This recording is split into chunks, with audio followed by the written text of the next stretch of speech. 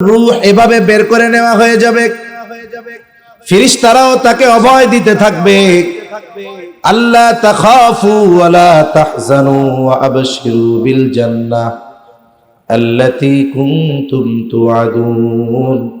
যেই জান্নাতের প্রতিশ্রুতি তোমাকে দেওয়া হয়েছে শুনে নাও। এই দুনিয়ায় তুমি একা, পরকালে একা এমনটা নয়। নাহনু আউলিয়াউকুম ফিদ দুনিয়া ওয়া ফিল আখিরাহ ওয়া লাকুম ফিহা মা তাশতাহি আনফুসুকুম ওয়া লাকুম ফিহা মা তাদউন। বলে আমরা তোমার সাথে দুনিয়ায়ও আছি, আখিরাতেও আছি, চিন্তার কোনো কারণ নাই। ওই জান্নাতে কি আছে? বলে ওয়ালাকুম ফিহা মা তাশতাহি আনফুসুকুম ওয়ালাকুম ফিহা মা তাদউন। বলে তোমার মন যা চায় জান্নাতে তাই আছে, সাথে সাথে তোমাকে যা কিছু দেওয়ার প্রতিশ্রুতি দেওয়া হয়েছে সেগুলো তো আছেই আছে, বরং তোমার মন যা চায় ওগুলো সব জান্নাতে আছে। একটা মানুষের মন দুনিয়ায় যত কিছু চাইতে পারে, দুনিয়ায় পাওয়া সম্ভব না, কিন্তু মন যত কিছু চাইতে পারে সব কিছু পাওয়া যাবে কোথায়? বলে জান্নাতে। এজন্য ওই সংবাদ পাইয়া আর মৃত্যুর সালার মতো খসখসে শক্ত মোটা কাপড় নিয়া গন্ধযুক্ত পোশাক পরিধানকৃত একদল ফেরেশতা তার সামনে হাজির। মনে রাখতে হবে, আমরা হয়তো ফেরেশতাদের দেখি না, কিন্তু যেই ব্যক্তি মৃত্যু পথযাত্রী সে দেখতে পায়। এইবার তারা এসে বলবে এই পাপিষ্ঠ ব্যক্তির রূহ আল্লাহর আযাবের দিকে ধাবিত হয়। এইবার রূহ দেহের মধ্যে দৌড়াদৌড়ি শুরু করবে, বের হতে চাইবে না, ছটফট শুরু করে দিবে। বলে জোর করে তার দেহ থেকে রূহটাকে টেনে বের করা হবে। বলে গরম শিক যদি তুলার মধ্যে ঢুকিয়ে দেওয়া হয়, যেমন ভাবে টান দিলে জোর করে বের করে আনতে হয়, কারণ তুলা পুড়ে তার সাথে লেগে যায়, বলে ওই রকম জোর করে বের করা হবে। তার আত্মা কবজের সময় কষ্ট কত পরিমাণ হবে। বলা হয় যদি একটা জীবন্ত ছাগলের চামড়া ছিলে ফেলা হতো, ওই জীবন্ত ছাগলের যত কষ্ট হয় তার চাইতে একজন পাপীর মৃত্যুর সময় আরো বেশি কষ্ট হয়। এইবার তার রূহ নিয়ে আকাশের দিকে যাওয়ার অনুমতি চাওয়া হবে, অনুমতি দেওয়া হবে না। আল্লাহর পক্ষ থেকেই বলা হবে এর নামটা জাহান্নামীদের তালিকায় অন্তর্ভুক্ত করে দাও। এইবার আমার আপনার কবর জগতের সবচাইতে গুরুত্বপূর্ণ বিষয়টা একটু খেয়াল করেন। আমাকে আপনাকে মৃত্যুর পর গোসল দেওয়া হবে, কাফন পরানো হবে, এরপরে জানাজা দিয়ে কবরে নিয়ে যাওয়া হবে, কবরস্থ করা হবে। কবরে রাখার সময় আমার আপনার ব্যাপারে বলা হবে বিসমিল্লাহি ওয়া আলা মিল্লাতি রাসূলিল্লাহ। এটা হলো আমার আলমে বরজক পরকালের প্রথম খাঁটি কবরে রাখার ভিসা। এবার কবরে রাখা হবে, দাফন কাফন শেষ। এবার কবরের মধ্যে আমার আপনার ইমিগ্রেশন শুরু হয়ে যাবে। একজন ব্যক্তি যখন পাসপোর্টে ভিসা দেখায়, দেখবেন গেট থেকে তাকে ঢুকতে দেয়। মূল বিষয়টা তো এই জায়গায়, মূল বিষয়টা হবে ইমিগ্রেশনে। ওইখানে জিজ্ঞাসা করবে কই যান, কেন যান, এরকম অনেক প্রশ্ন করে। যদি কোনো সংশয় সন্দেহ মনে হয় আস্তে করে ওরে পেছনে পাঠায় দেয়। আর যদি দেখে যে না এই ব্যক্তির মধ্যে কোনো ভেজাল বুজাল মনে হচ্ছে না, তথ্য সঠিক, কথাও সঠিক, এরপরে তাকে ছেড়ে দেওয়া হয়। এই যে ইমিগ্রেশন, কবর, সওয়াল জবাব, এগুলার ব্যাপারে আমরা জানি। আমাদের প্রত্যেককে কবরে রাখার পর 3টি করে প্রশ্ন করা হবে। কয় প্রশ্ন? জোরে বলেন না, কয় প্রশ্ন? কেউ আছেন যে এই 3 প্রশ্ন কি কি করা হবে জানেন না? আসেননি কেউ এরকম? কয় সবাই জানে, অমুসলিম সেও জানে, নাস্তিক ও জানে, যে মুসলমানেরা এই বিশ্বাস করে যে কবরে তাদের প্রত্যেককে 3টি করে প্রশ্ন করা হবে। দেখুন, প্রশ্ন করা হবে মারা যাওয়ার পর, অথচ এই প্রশ্ন আল্লাহ তাআলা কত আগে ফ্লাশ করে দিয়েছেন, ফাঁস করে দিয়েছেন। যেই পরীক্ষার প্রশ্ন হলে যাওয়ার আগে জানা যায় না, হলে যাওয়ার পরে যেই পরীক্ষার প্রশ্ন জানা যায়, বলে ওই পরীক্ষা আসলে সহজ, একটু লেখাপড়া করলেই ওই প্রশ্নের জবাব দেওয়া যায়। কিন্তু হলে যাওয়ার আগে যেই পরীক্ষার প্রশ্ন আগেই জানায় দেওয়া হয়, বুঝতে হবে জায়গা মতো গিয়ে ওই প্রশ্নের জবাব দেওয়া কঠিন। দুনিয়ায় যদি কেউ লেখাপড়া না করে, পরীক্ষার হলে যদি নকল নিয়ে যায়, নকল, এখন এই নকল নিয়ে যায়, প্রশ্ন পাওয়ার পরে নকল গুলার মধ্যে দেখে যে সে যেই নকল গুলা আনছে ওই আলোকেই প্রশ্ন আসছে, বলে ও পাশ করে যাবে, ঠিক কিনা বলেন? কিন্তু বলেন তো, কবরের 3 প্রশ্নের ব্যাপারে কেউ যদি এই ওসিয়ত করে যে আমারে কবরে রাখার সময় আমার কাফনের মধ্যে সুন্দর মতো ওই 3 প্রশ্নের জবাব লেখা দিয়ে দিবি, কবরে যা কিছুই হোক, কবরের মধ্যে অনেক জায়গায় আছে, মানুষ মারা যায়, মোবাইলে দেখি আর কি, কবরের মধ্যে দামি কোলবালিশ দেয়, তারপরে তশক বিছায়া দেয়, কত আরামের কত কিছু দেয়। মুসলমানরাও নাকি এইসব কাজ করে, কত আফসোসের ব্যাপার। কেন করে রে? কয় কবরের মধ্যে যেন একটু আরামায়েশে থাকতে পারে। কেন? কবরের মধ্যে আরামায়েশের ব্যবস্থা তো আল্লাহ করবে, দুনিয়াবি ব্যবস্থাপনা না, জান্নাতি ব্যবস্থাপনা, ঠিক কিনা বলেন? তাইলে ওই বেড়াগো মনে হয় সন্দেহ আছে যে কবরে গিয়া প্রশ্নের জবাব দিয়া মনে হয় জান্নাতি তশক টশক পাবে না, এই জন্য দুনিয়ার থেকেই কিছু দিয়া দেই। আর আমরা কই দুনিয়ায় ওই কবর জান্নাতে হওয়ার কাজ যদি না করে, ওই তশক বালিশ দিয়া আল্লাহর হস্তে বিপদ বাড়াইস না, এমনিই আগুন হবে, তশক বালিশে আরো আগুন বেশি লাগবে, ঠিক কিনা? কবরের মধ্যে যদি কেউ এই চিন্তা করে নকল নিয়ে গেলে কাজ হবে, কাজ হবে। দুনিয়ার প্রশ্নের জবাবের সম্পৃক্ততা লেখাপড়ার সাথে, আর কবরের প্রশ্নের জবাবের সম্পৃক্ততা হলো দুনিয়ার কর্মের সাথে। প্রথম প্রশ্ন, মার রব্বুকা, তোমার রবকে? সকলের মুখস্থ আছে আমার রব হলো আল্লাহ। কিন্তু যেই ব্যক্তি আল্লাহর হুকুম আহকাম মেনে এই দুনিয়ার হায়াত অতিবাহিত করে নাই, সে জবাব দিতে পারবে না আমার রব আল্লাহ। আর যে আল্লাহর হুকুম আহকাম মেনে দুনিয়ার হায়াত অতিবাহিত করেছে, প্রশ্ন করার সাথে সাথে বলবে আমার রবকে? আল্লাহ। পরের প্রশ্ন করবে ওয়ামা দীনুক, তোমার দিন কি? আমরা সবাই জানি আমাদের দিন হলো ইসলাম। আল্লাহ তাআলা আমাদের জীবন ব্যবস্থা হিসাবে ইসলামকেই মনোনীত করেছেন। আল্লাহ তাআলার কাছে একমাত্র গ্রহণযোগ্য মনোনীত জীবন ব্যবস্থার নাম হলো ইসলাম। ইন্নাদ-দীনা ইনদাল্লাহিল ইসলাম। শুধু তাই না, এই ইসলাম এমন এক জীবন ব্যবস্থা যার মধ্যে কোনো অপূর্ণাঙ্গতা নাই, কারণ এই জীবন ব্যবস্থা ইসলাম যে পরিপূর্ণ, এর ঘোষণা যিনি দিয়েছেন তিনি কে? আল্লাহ তাআলা বলেন, আল ইয়াউমা আকমালতু লাকুম দীনাকুম ওয়া আতমামতু আলাইকুম নি'মাতি ওয়া রাদিতু লাকুমুল ইসলাম দীনা। আল্লাহ তাআলা বলেন, আমি আজকের এই দিন তোমাদের জন্য তোমাদের জীবন ব্যবস্থাকে পূর্ণাঙ্গ করে দিলাম, তোমাদের জন্য আমার নেয়ামত সমূহ পরিপূর্ণ করে দিলাম। ওয়া রাদিতু লাকুমুল ইসলাম দীনা, আর ইসলামকে তোমাদের জন্য দিন হিসাবে মনোনীত করলাম। দিন শব্দের অর্থ হলো জীবন ব্যবস্থা। তার মানে আমি আমার জীবন কিভাবে পরিচালিত করব, বলেন তো ইসলামের মধ্যে এই নির্দেশনা আছে না নাই? একটা মানুষ জন্ম থেকে নিয়ে মৃত্যু পর্যন্ত তার ব্যক্তিগত জীবন, শৈশবকাল, কৈশোরকাল, যৌবনকাল, বৃদ্ধকাল, সাথে সাথে তার ব্যক্তিগত জীবন, পারিবারিক জীবন, রাজনৈতিক জীবন, সামাজিক জীবন, কর্মজীবন, কর্মস্থল, কিভাবে সে নিজেকে পরিচালিত করবে, এর পরিপূর্ণ দিক নির্দেশনা ইসলামে আছে না নাই?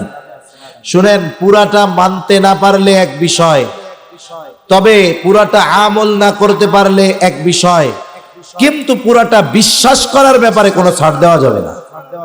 অনেকে মাথা মোটা, বুঝে না। এরা মনে করে কি বলবে, হুটহাট এক একটা বলবে কোরআনে রাজনীতি নাই, এরকম বলে না। এরকম বেটা তুমি মানতে পারতেছ না, সেটা ভিন্ন কথা, কিন্তু এই কথা অস্বীকার করে বেঈমান হয়ো না। কথা বুঝেন নাই মনে হয়? বেঈমান হয়ো না। তুমি সেকুলারিজমের রাজনীতি করতেছো থাকো, তুমি জাহান্নামে যাবে, তাতে আমার কি। কিন্তু মানুষের মধ্যে এই চিন্তা কেন ঢুকাও যে ইসলামের মধ্যে এটা নাই সেইটা নাই, আর আমার আল্লাহ বলতেছে পরিপূর্ণ জীবন ব্যবস্থা ইসলাম। তাহলে যে বলে ইসলামে এইটা নাই, রাষ্ট্র কেমনে চালাতে হবে ওইটা নাই, আইন কেমনে পরিচালিত হবে এইটা নাই, ইসলামে শুধু নামাজ রোজাই আছে আর কিছু নাই, কেউ যদি এ কথা বলে, আমি বলবো তুমি যদি তাহাজ্জুদ গুজারিও হও তোমার ঈমান নাই। ঠিক কিনা বলেন? এজন্য ইসলাম পূর্ণাঙ্গ জীবন ব্যবস্থা। কি খাবো, কি পরবো, কি বলবো, কি করব, সব কিছু ইসলামে আছে। যেই ব্যক্তি ইসলাম মেনে চলবে সেই ব্যক্তি কবরে জবাব দিতে পারবে আমার দিন হলো ইসলাম। মনে রাখবেন, ইসলামের কিছু বিষয় আছে যেগুলো আমাদের জন্য মেনে চলার ক্ষেত্রে কোনো বাধা নাই, এরপরেও আমরা মানি না। একজন যদি সুদ না খায়, ঘুষ না খায়, এরে কেউ জোর কইরা সুদ ঘুষ খাওয়াবে? কিন্তু ওই ব্যক্তি স্বেচ্ছায় সুদ ঘুষ খায়, আবার গল্প মারে কি, আরে রাষ্ট্রীয়ভাবে ইসলাম প্রতিষ্ঠা হোক, সব ঠিক হয়ে যাবে। আমি কই তোমার নিজের মধ্যে ইসলাম নাই, তুমি নিজের শরীরটাকে ইসলাম দিয়ে সাজাইতে পারতেছো না, তোমার মাধ্যমে গোটা রাষ্ট্র ইসলাম দিয়ে সাজবে? এটা কেমনে কল্পনা করা যায়? এজন্য আগে আমার ব্যক্তিগত জীবনে পূর্ণ ইসলাম, আমার পারিবারিক জীবনে পূর্ণ ইসলাম, এরপরের প্রচেষ্টা সামাজিক জীবনে ইসলাম, এরপরে আমি যদি আমার জায়গা থেকে যারা রাষ্ট্রীয়ভাবে ইসলাম প্রতিষ্ঠার জন্য কাজ করে যাচ্ছে এবং পরিপূর্ণ ইসলামের উপরে নিজেদেরকে পরিচালিত করছে, তাদের সহযোগী হব, তাদের জন্য দোয়া করব যে আল্লাহ আমার ইসলাম মানার সাধ্য যতটুকু আছে আমি তো ততটুকু মেনে চলার চেষ্টা করতেছি, কিন্তু ওই সুপ্রিম কোর্ট কোরআনের আইন অনুযায়ী পরিচালনা করানোর ক্ষমতা আমার নাই। রাষ্ট্রীয় সব বিষয়গুলো কোরআন সুন্নাহর আলোকে পরিচালনা করানোর ক্ষমতা আমার নাই, তবে আমারও মন চায় কোরআন সুন্নাহর আলোকে গোটা রাষ্ট্র পরিচালিত হোক। আল্লাহ আপনি গোটা দুনিয়াব্যাপী আপনার দ্বীনের অনুসরণে, দ্বীনের অনুকরণে মানুষের জীবন পরিচালনার ব্যবস্থা করে দেন। এ তো বাইসা গেলাম কইয়া, কিন্তু আমাদের অবস্থা কি যে আমরা নিজেদের মধ্যেই ইসলাম আনতে পারতেছি না। এখন কবরে গিয়া যদি জিজ্ঞাসা করে তোমার দ্বীন কি, আমার আপনার বলার উপায় আছে? জোরে বলেন, বলার উপায় আছে? এজন্য নিজের জীবনে কমপক্ষে আমার অধীনস্থ যারা আছে তাদের জীবনে ইসলামের আলোকে জীবন অতিবাহিত করানোর ব্যবস্থা আমাদের করা দরকার, নইলে উপায় নাই, কাজ হবে না। গরু 100 জবাই দিয়ে খাওয়াইলেও কাম হবে না যদি জবাব না দেওয়া যায়। 3 নাম্বার প্রশ্ন, নবীজিকে দেখায় বলা হবে মা হাযার রাজুলুল্লাযী বুইসা ফীকুম, অথবা বলা হবে ও আমার নবিয়ুকা, তোমার নবীকে, যেই ব্যক্তি দুনিয়ায় নবীর সুন্নাতের আলোকে নিজেকে সুসজ্জিত করেছে। মনে রাখতে হবে, আমি যদি বলি আমি আশিকে রাসূল কিন্তু আমার মধ্যে রাসূলের সুন্নাত নাই, অবস্থা কেমন যেন কেমন হইল। এক লোক দেখতে পুরা কালো, দেখতে কেমন, এতে নাম রাখছে দলামিয়া। নাম কি রাখছে? এখন ওর নাম দলামিয়া হইলেও ও কি আসলে দলা না কালা? আমি কই আশিকে রাসূল কিন্তু সুন্নাতের খবর নাই, কয় আমার অবস্থা ওই কালা লোক কিন্তু নাম দলা, কয় সুন্নাত নাই আশিকে রাসূল। কাজ হবে? সুন্নাত যে মানবে সে পরিপূর্ণ আশিকে রাসূল। আর রাসূলুল্লাহ সাল্লাল্লাহু আলাইহি ওয়াসাল্লামকে প্রকৃতপক্ষে মুহাব্বত তারাই করে যারা সুন্নাতের অনুসরণ করে। নবীজি সাল্লাল্লাহু আলাইহি ওয়াসাল্লামকে তারাই মুহাব্বত করে যারা সুন্নতের পরিপূর্ণ পাবন্দী করে। তার মানে দুনিয়ায় যারা সুন্নাতের আলোকে নিজের জীবন অতিবাহিত করবে সে নবীর ব্যাপারে বলবে আমার নবী মুহাম্মাদুর রাসূলুল্লাহ সাল্লাল্লাহু আলাইহি ওয়াসাল্লাম। এই 3 প্রশ্নের জবাব কর্মের সাথে সম্পৃক্ত। যেই ব্যক্তি জবাব দিতে পারবে সাথে সাথে তার ব্যাপারে ঘোষণা আসবে, সাদাকা আবদি সাদাকা আবদি ফাফরিশুহু মিনাল জান্নাহ ওয়ালবিসুহু মিনাল জান্নাহ ওয়াফতাহু লাহু বাবান ইলাল জান্নাহ। বলবে আমার বান্দা সত্য বলেছে, ফাফরিশুহু মিনাল জান্নাহ, তার জন্য জান্নাতের বিছানায় না বিছায়া দাও। তাইলে মানুষ মারা গেলে কবরের মধ্যে যে লেপ তোশক দেন কে, আল্লাহরটা পাইব না এই ডরে নাকি? যদি আমি আপনি আপনার হায়াত ঠিক মতো অতিবাহিত করি, কবরের মধ্যে লেপ কম্বল খেতা বালিশ লাগবে না। আল্লাহ তাআলা ওই ইমানদারের মাটির কবরটাকে জান্নাতের বিছানা বিছায়া দিবে। ওয়ালবিসুহু মিনাল জান্নাহ, জান্নাতের পোশাক তারে পরায়া দাও। ওয়াফতাহু লাহু বাবান ইলাল জান্নাহ, বলে জান্নাতের সাথে তার কবরের সাথে দরজা খুলে দাও।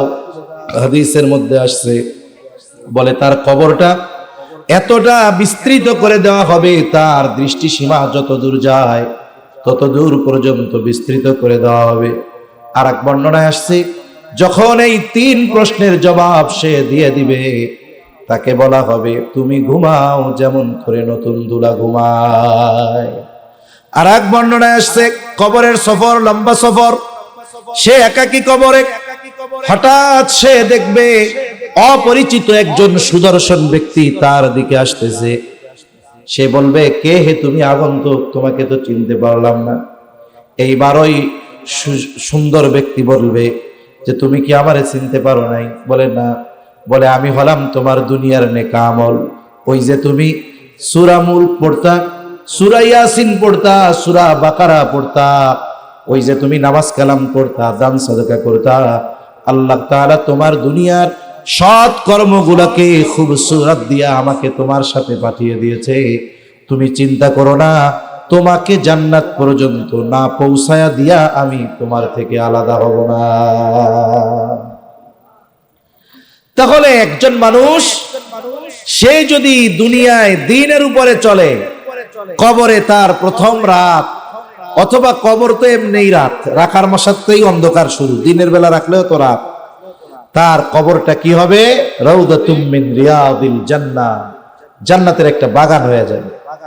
এখন এত নিয়ামত পাইছে কবরের মধ্যে, কবরে যা আমরা পাবো এ তো বলতেছি, কিন্তু দেখতে কেমন এটা কি আমরা বুঝতেছি নাকি? বুঝতে পারতেছি না তো।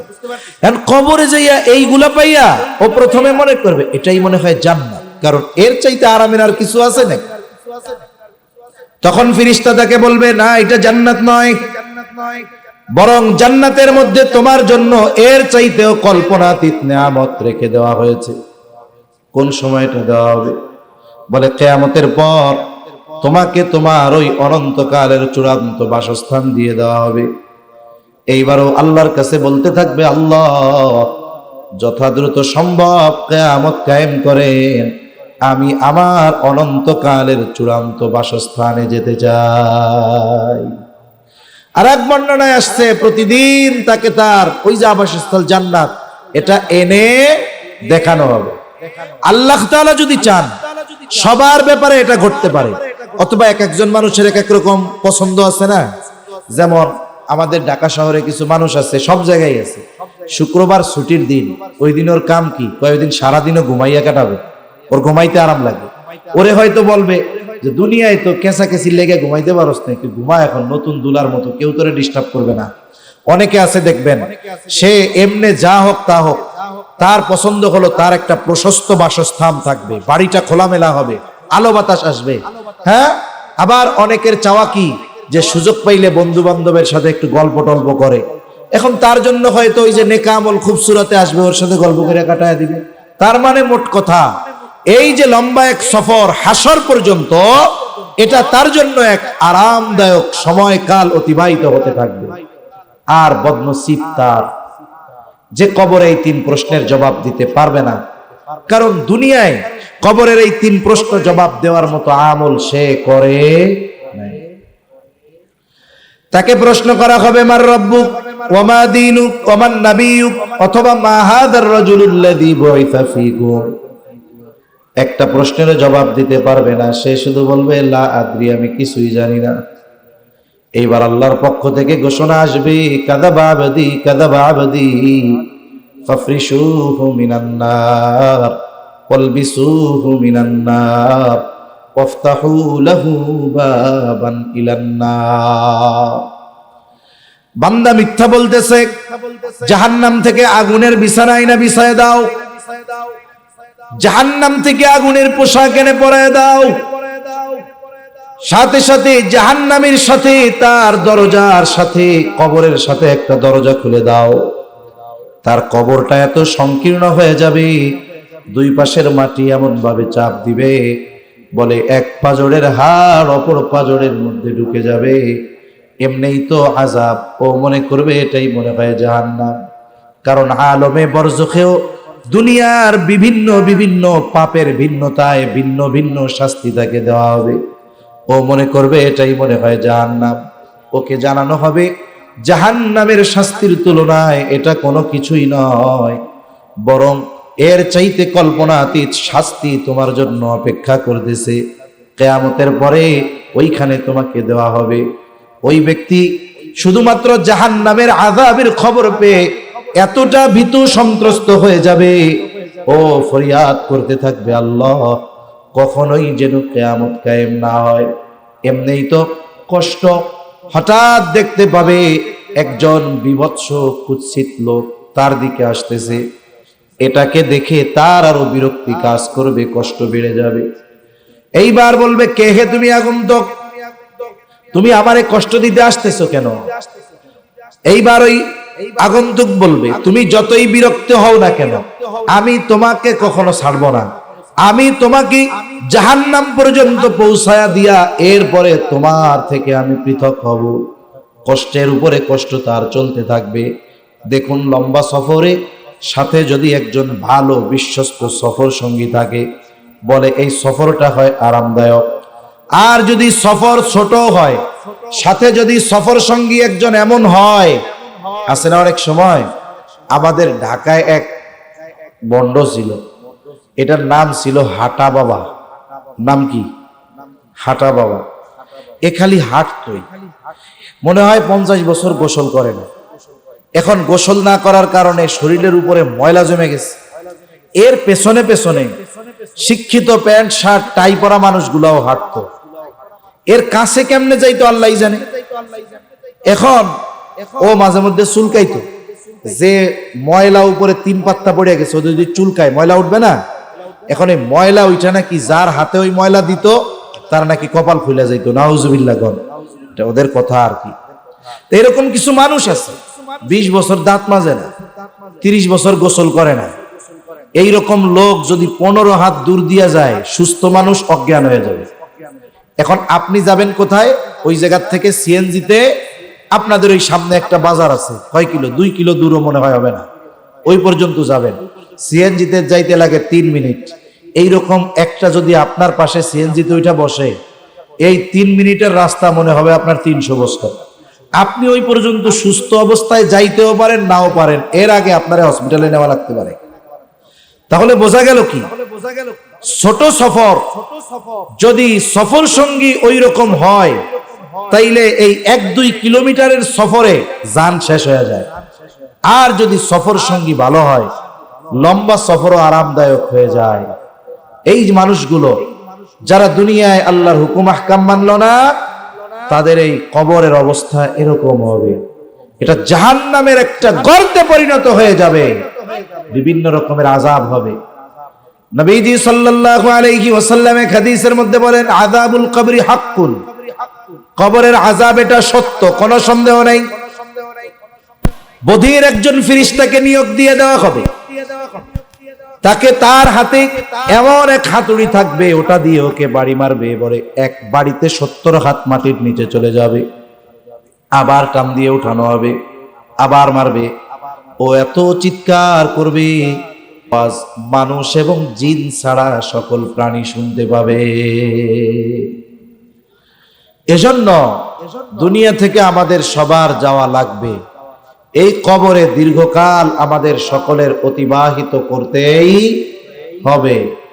লম্বা সফরের জন্য যেমন পাথেয় প্রয়োজন হয়, সামান দরকার হয়, এই দুনিয়াটা হলো সেই সামান সংগ্রহের জায়গা।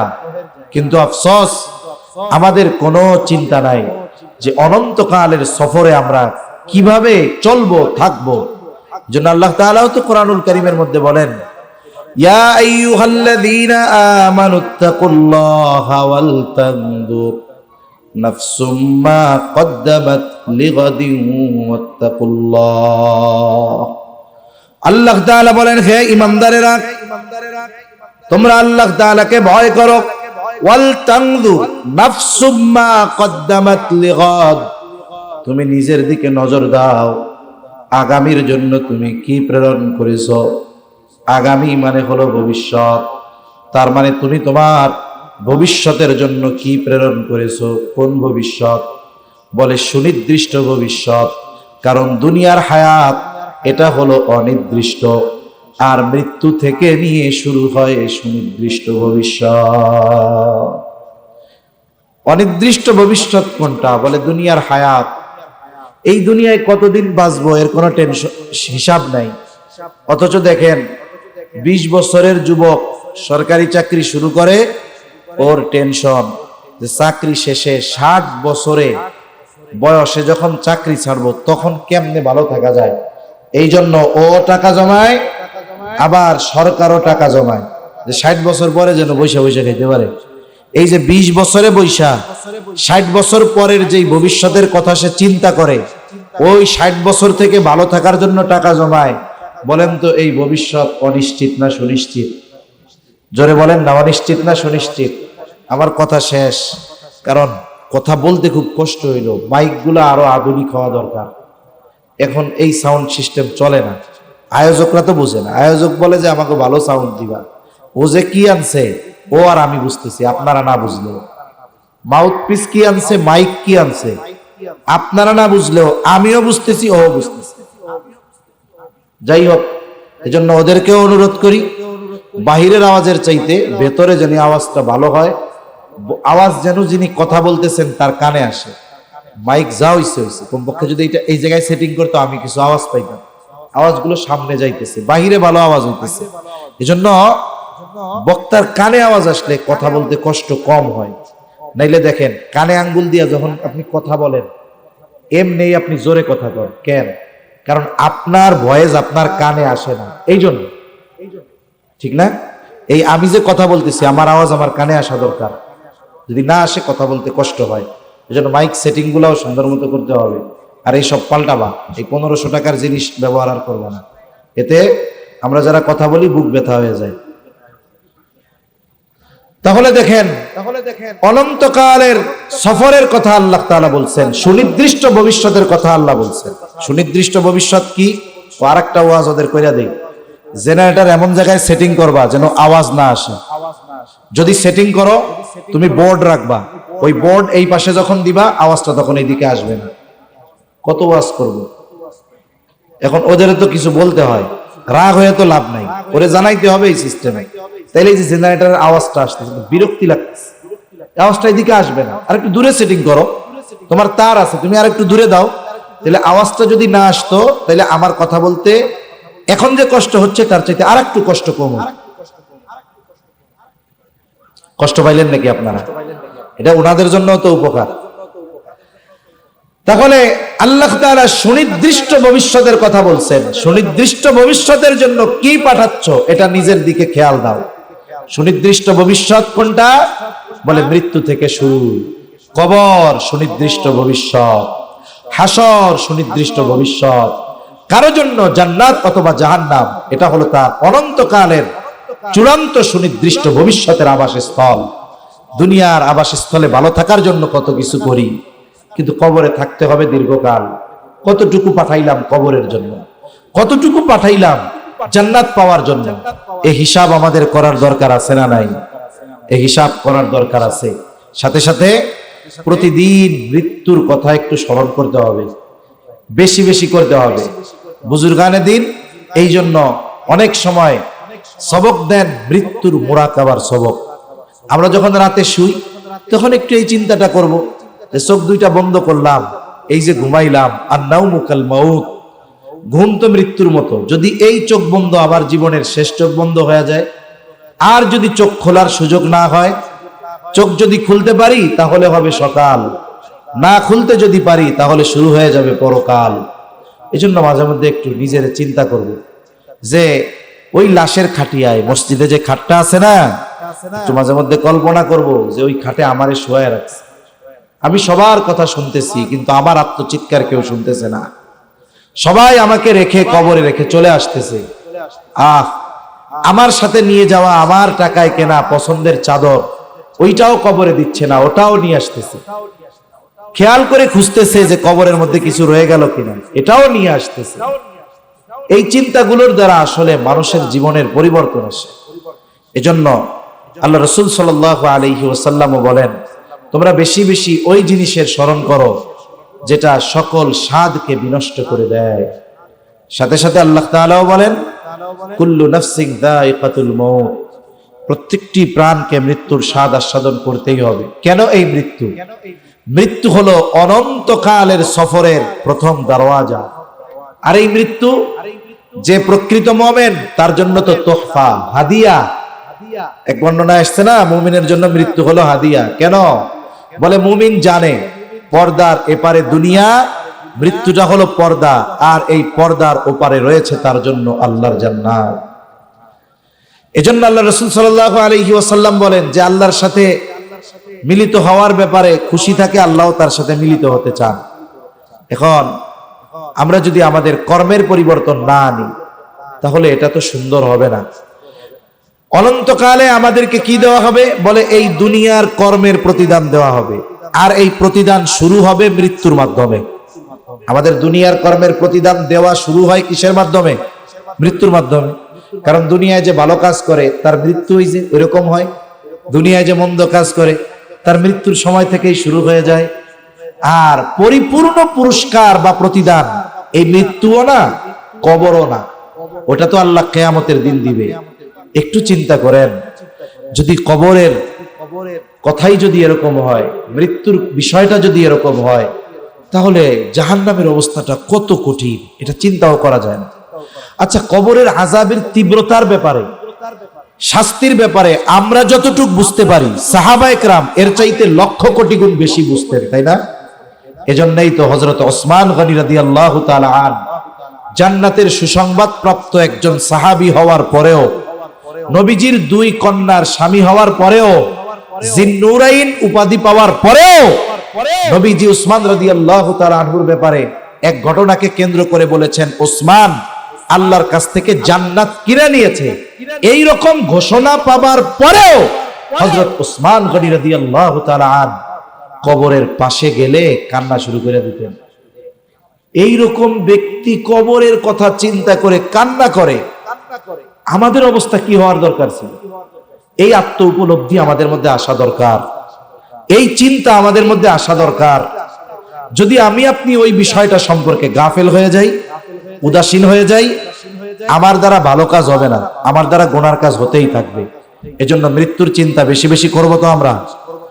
এরপরে আল্লাহ তাআলা বলেন, ওয়া ইন্নামা তুওয়াফাউনা উজুরাকুম ইয়াওমাল কিয়ামা, কিয়ামতের দিন মূল কথা হলো মানুষকে তার দুনিয়ার কর্মের পূর্ণ প্রতিদান দেওয়া হবে কিয়ামতে। প্রতিদান শুরু মৃত্যু থেকে, পূর্ণ প্রতিদান দেওয়া হবে কিয়ামতের দিন। আল্লাহ তাআলা বলেন, ফামান যুহজিহা আনিন নার ওয়া উদখিলাল জান্নাতা ফাকাদ ফাজ, যাকে জাহান্নাম থেকে বাঁচানো হবে, জান্নাতে প্রবেশ করানো হবে, ফাকাদ ফাজ, ওই লোকটা সফল হয়ে যাবে। আল্লাহ সুবহানাহু ওয়া তাআলা আমাদের সকলকে সফল মানুষের অন্তর্ভুক্ত হওয়ার